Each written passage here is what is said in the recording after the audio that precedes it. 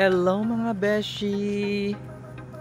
Isang nakakalokang morning sa ating lahat, mga shelak! Ayan, kakagising ko lang ngayon. And alam nyo naman, kapag off day ko ay pinipilit ko talagang lumabas dito, magmuni-muni ng mga ilang minuto, siguro mga 15 minutes. Kahit naman may work ako, usually dito pa rin ako.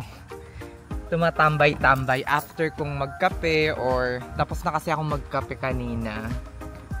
Ay, nagkakape talaga ako every morning kasi kapag hindi ako nakapagkape, feeling ko magkakaano ako. Ano to? Ayan, sundan niya. Feeling ko ay sasakit yung ulo ko mga beshi, as in nakakaloka.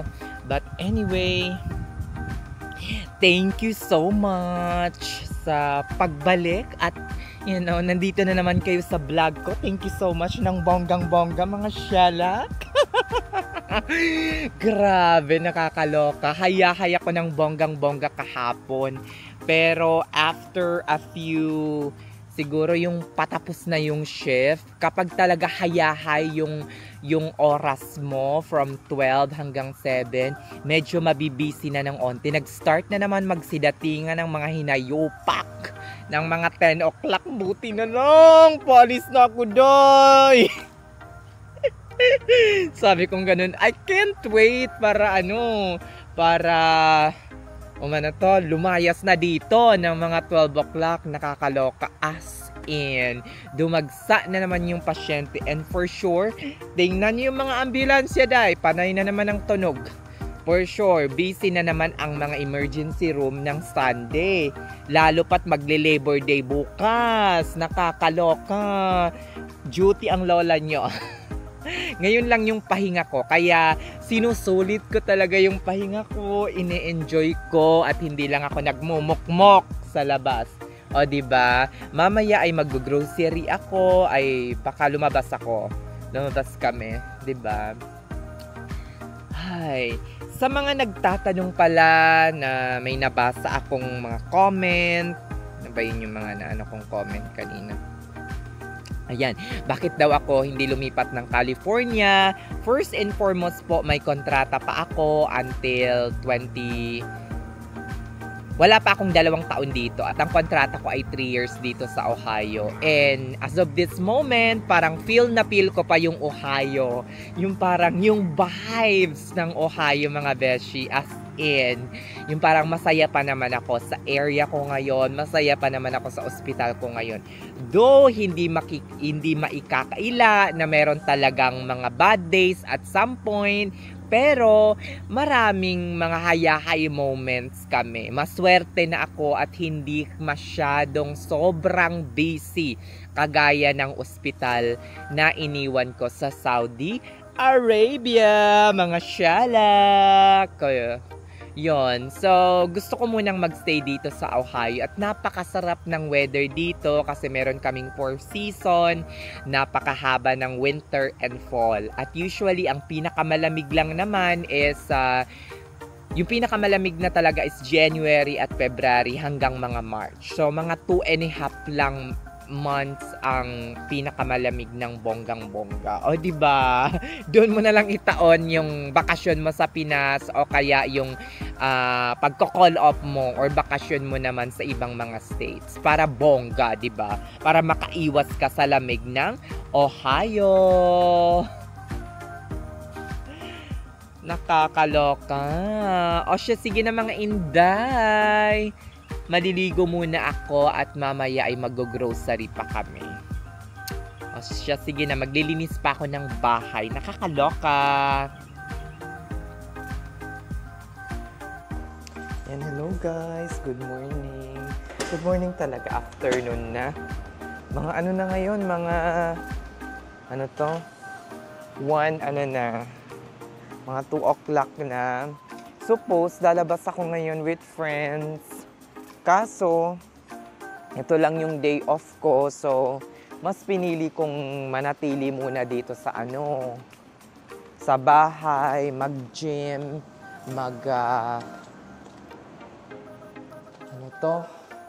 grocery, 'di ba? Gawin lahat ng mga errands ko kaysa gumala, 'di ba? Kailangan natin ng sapat na pahinga, tulog, 'di ba? I-prioritize always ang sarili. Kung merong extra time, edi go for it, 'di ba? Mag-ano ka? May nag-alis na ng ano po doon eh. Ayan, inalis na pala sa ano.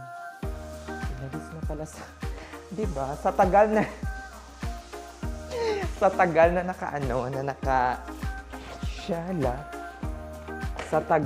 na nakababad sa dryer, siguro, inalis na ng mga lola mo dahil. Di ba? Ayan. Let's go na. Ay. Ayan. Sarap ng panahon ngayon. Nakakatakot na baka pag nasanay tayo sa sa winter, sa summer, malapit nang mag-fall, ay baka mahirapan na ako dahil kapag winter na. Buti, ang winter ngayon ay lang naman, mga 2 buwan.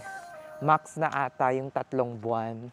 Umiinit na siya starting May or June dito sa Ohio.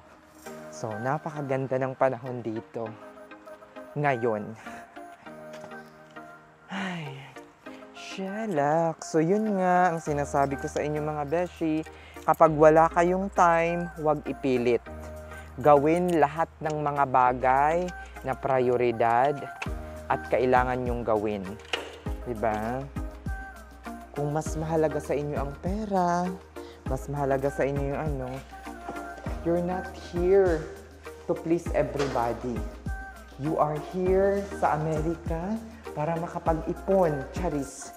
Di lang naman puro ipon, pero well, nakadepende na sa'yo kung ano yung pinapahalagahan mo.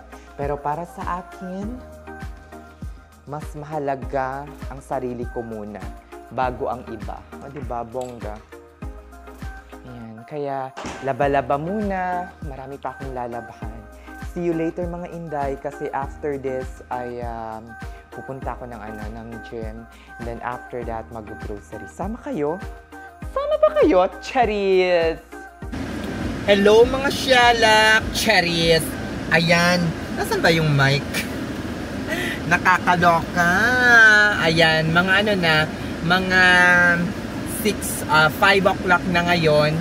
And kakalabas ko lang, pupunta ako ng gym. And then after that, mag-grocery. Tingnan natin kung makakapunta pa ako kina Beshi. Ang ganda ng araw ngayon, Besh. 5 o'clock na, pero matindi pa rin yung sikat ng araw, day. As in, tingnan yung mga Beshi, oh. Pak! Pak! Pak! Pak! Nakakaloka. Yung araw, nasa taas pa. Kakalurky. O siya, sige mga Inday. Magdadrive muna ako.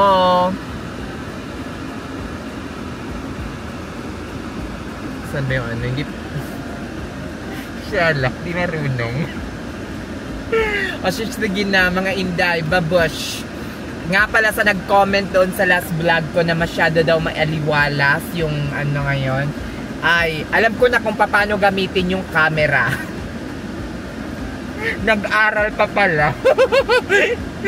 Diba? Adjust pala sa settings, day.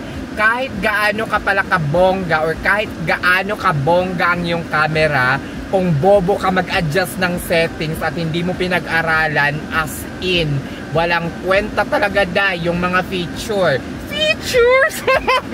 O siya, sige na, magdadrive muna ako, mga Inday. Yan, finally, nandito na sa gym, Charis. Ay, kakaloka, parang tinatamad pa ako mag-gym ngayon. Ano ba yan? Nanood ako ng mga My Day.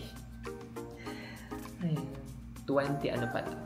20 ata per month yung bayad ko dito. Tapos bihira lang makabisita. Kapag nag-OT, kapag hindi naman, halos 3 to 4 times, up to 5 times a week.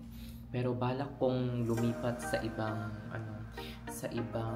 gym like Planet Fitness kasi sometimes nagpapa-promo sila ng $10 per month. O diba, mas bongga yun kesa sa dito na $20 dahil. Sayang din yung $10 per month. Kung ita-times mo yun by 12, $120 din yun mga beshi. Nakakaloka.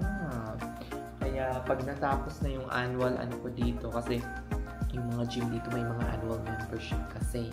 So, sayang naman yung annual membership. So, yung $20. $10 lang sa iba. Para makatipid ako, lipat ang naman yun dahil.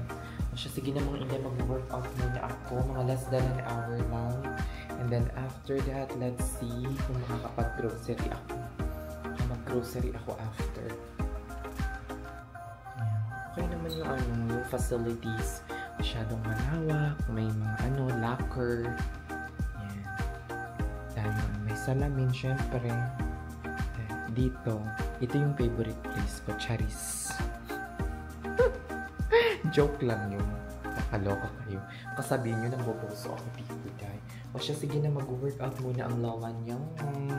Pak na pak. Shala. Kakauwi ko lang, dahil. Nakakaloka. Nabuisit ako sa Kroger. Kakainis. Buisit. Hindi naman kasalanan yun ng Hindi naman kasalanan ng salesman ba yun or yung malapit sa cashier kung hindi ko dala yung coupon. Bumili kasi ako ng coffee, naka-sale kasi siya, half the price. Itong Folger $5 na lang, $11 siya or $12 ata yun. Tapos ayan, ipit pa ako.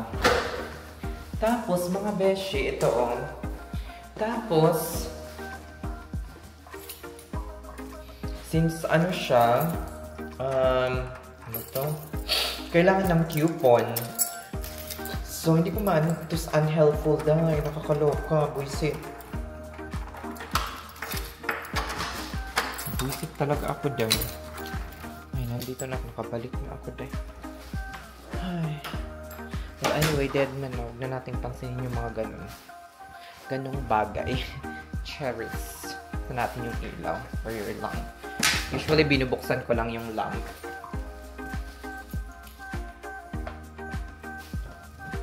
Ayan. Nakaloka. Luluto muna ako at magsisettle down. Charis. Later na. Hello mga beshi. Ayan. Thank you so much pala. Alam nyo, habang nagbablog ako ng day ko ngayon, patuloy ang pagbabasa ko ng mga comments ninyo. And I'm so happy. Happy ako sa mga comments na natatanggap ko nowadays. Bihira na ako makatanggap ng mga negative feedback or negative mga messages kasi nga siguro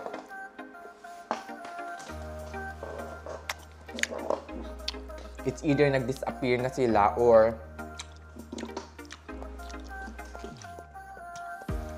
parang nag-slow down na yung bunganga ko. Kasi nga, hindi na ako masyadong dahil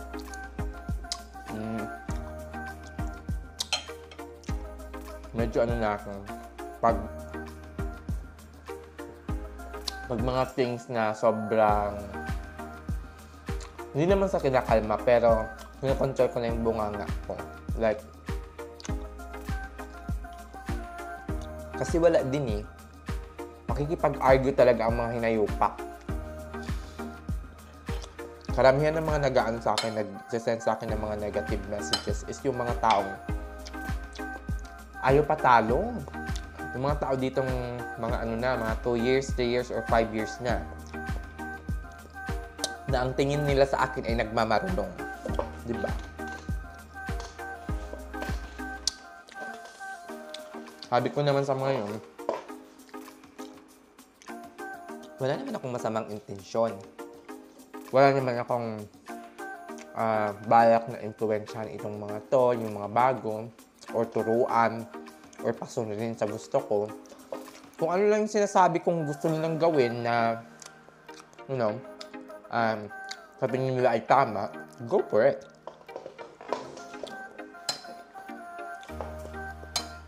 Sarap. Usually, nagluluto ako before ako mag-duty, mag-start ng duty ulit. Para may mabaon ako. Usually, wala lang akong baon kapag nag-overtime ako. Kasi out of the plan na yun. Kaya mo na, kumita naman tayo ng sobra doon mismo sa overtime na yun. So, kahit hindi tayo magbaon, bumili tayo ng food sa cafeteria. Na lang kayong mag-convert pag bumibili kayo ng food sa labas at hindi kayo nagluluto. Kasi kung i-convert nyo, $7, $8, or $10, ang mahal. 600 pesos per meal. Diba? Cafeteria naman, mura na. May makukuha kang siguro mga $6 to $7. Pero mahal pa rin, $400 for a meal. Cafeteria meal. Diba? Sige namang Inday, dito ko natatapusin itong vlog na to. Thank you so much sa palaging panonood ng aking vlog. Sana na-enjoy nyo. Charis. Pabush.